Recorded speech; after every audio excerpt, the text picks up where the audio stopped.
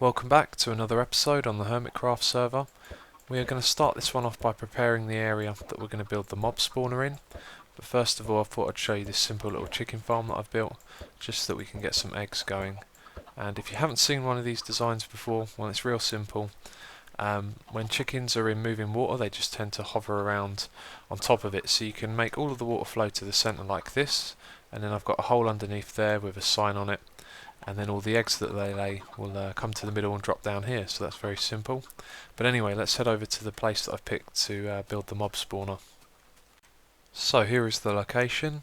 Somewhere around here is where I want to build my mob spawner, and what I've done is I've gone a little bit further north than the centre of the island, and I'm also over to one side because we're on a hill over here, so we should be well and truly far away from the islands over there, so that shouldn't affect the mob spawner at all. But this location being up on a hill means that we could probably build more layers to our mob spawner. So originally I was thinking the sea level 64, and then we could fit about 10 layers because each layer is 5, so there's actually probably a bit of room there to build an extra 1 or 2.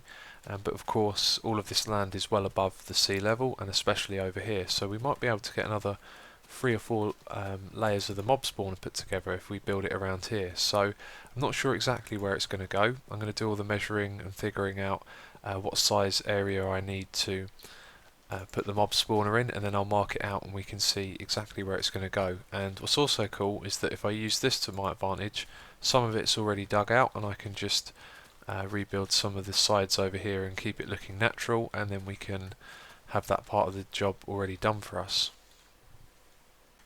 So I've outlined the area of the mob spawner with netherrack, and this is, I think, the exact size of the mob spawner. So when we dig this down, the edges of the spawner will line up with the edges of the hole that we're going to dig, and over at this end you can see the netherrack is higher than the ground, but this is just me outlining the area that we need to dig.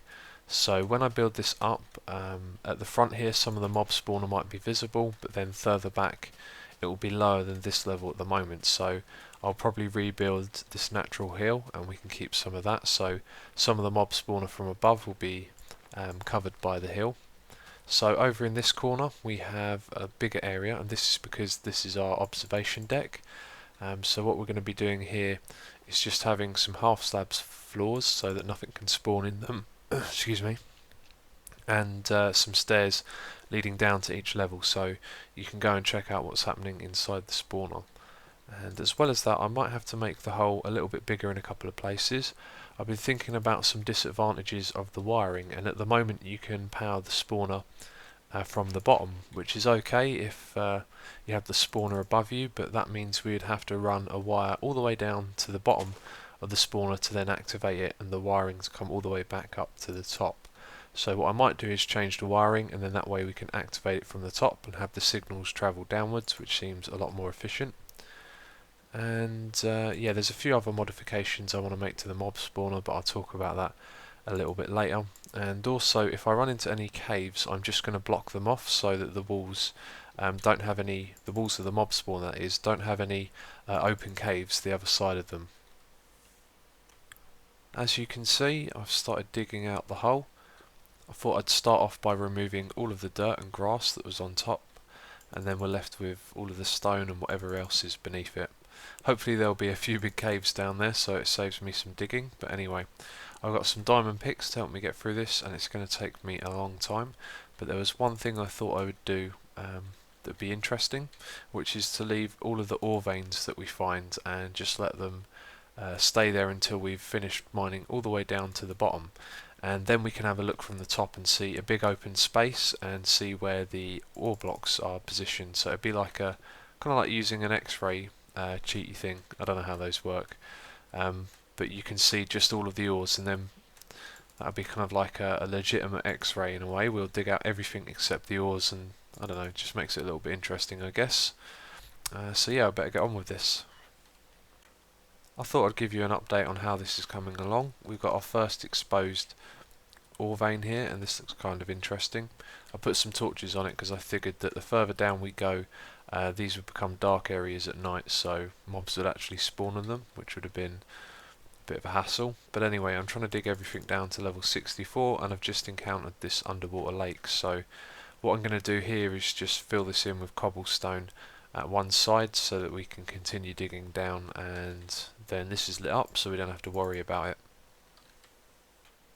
Okay, I've dug down to level 64 and there's nothing to do but keep on digging really, but I thought I'd show you how it looks. And also this sheep managed to make its way down here, so I'm wondering if this thing can survive until we get all the way down to the bottom. And I think it needs a name as well, so we're going to call it Sean the Sheep, the most predictable name you can call a sheep. I thought I'd give you an update on how this is going.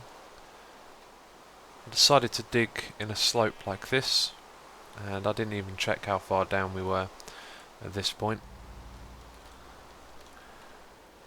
40. So another 24 blocks down that's gone, and this really is going to take a long time, and I'm going to have a really big mob spawner by the end of it, so it'll all be worth it, but at the moment it's a real grind, and I've just run out one of my diamond picks, so I'm going to have to go get another one, and I don't think I've got too many left as well.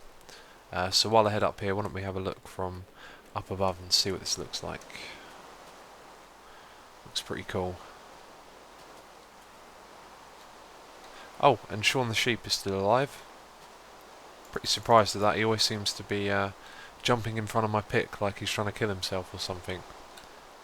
I don't know, these sheep seem to walk right in front of you a lot. But anyway, I'll go get my other pick.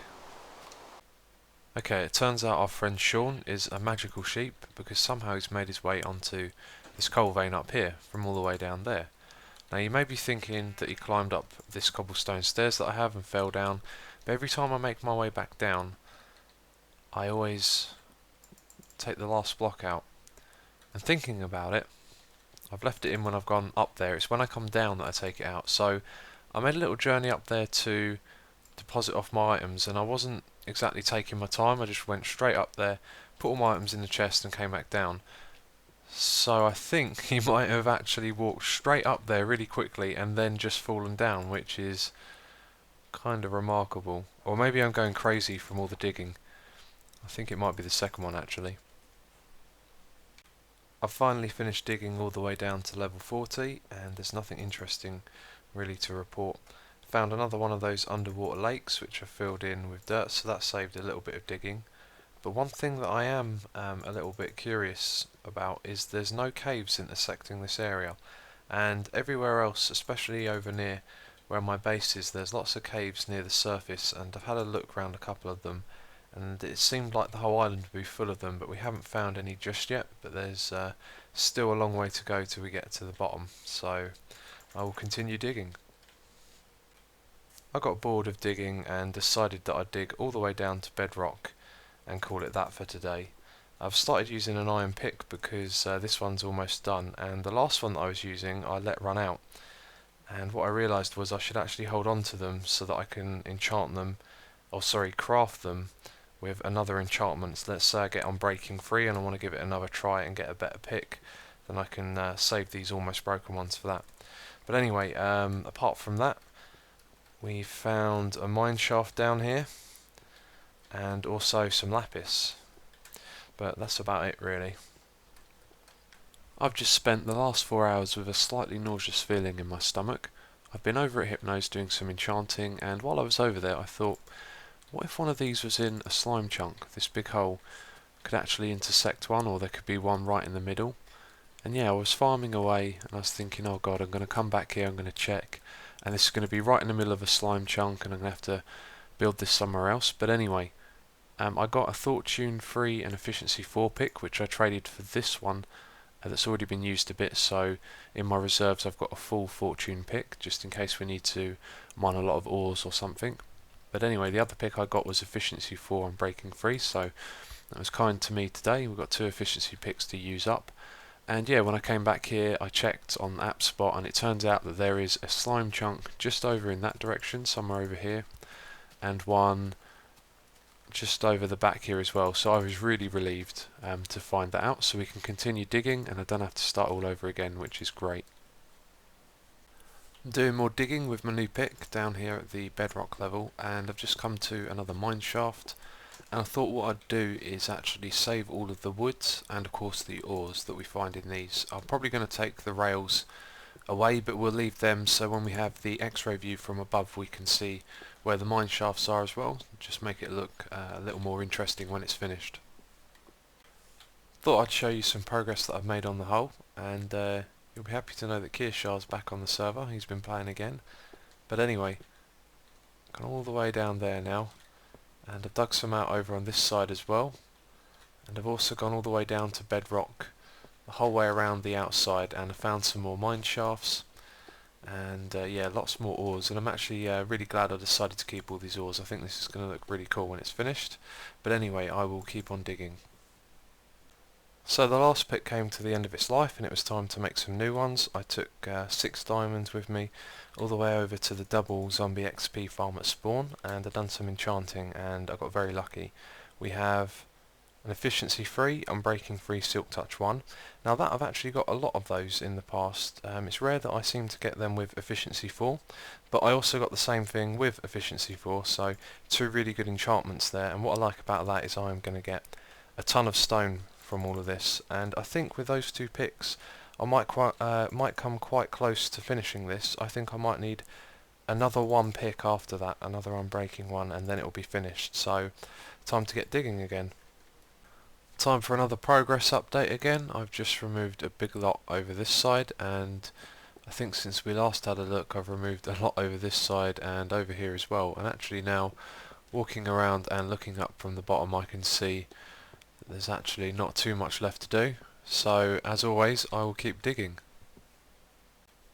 There we go. I have finally finished digging, and I'm glad to say I haven't gone insane from all the digging I've been doing, but it has taken me a hell of a long time to do. I think it actually took me longer to do all of the enchanting, because you have to go AFK for such a long time. And this X-ray idea was brilliant. I really liked that we've done this. You can kind of see where all the ores are when they're naturally spawned. And also I've got some diamonds as well, which is good because that gives us a return on all the picks that I've used to do this. And I think I've used 4, and this being the 4th one, or 5th. Not too sure, but there's diamonds over there, diamonds on the other side, and diamonds at the back. So that should be enough to return us on there if we use a fortune pick. And as always, there's tons of iron everywhere and some lapis as well. And Sean the sheep has survived. Didn't think he'd make it, but he managed to get onto that coal ore up there, and he stayed there the whole time. Occasionally he teleports down when they do that weird glitchy thing, and it always freaks me out because I think he's fallen down there. But anyway, let's just have a look from up the top here, and then that will be it. And I know a short episode isn't that great, but I hope you can appreciate that this took me a hell of a long time to do, so I'm just going to leave it at that, and building it is also going to take a very long time as well. But there we go. Thanks for watching, and I'll catch you next time.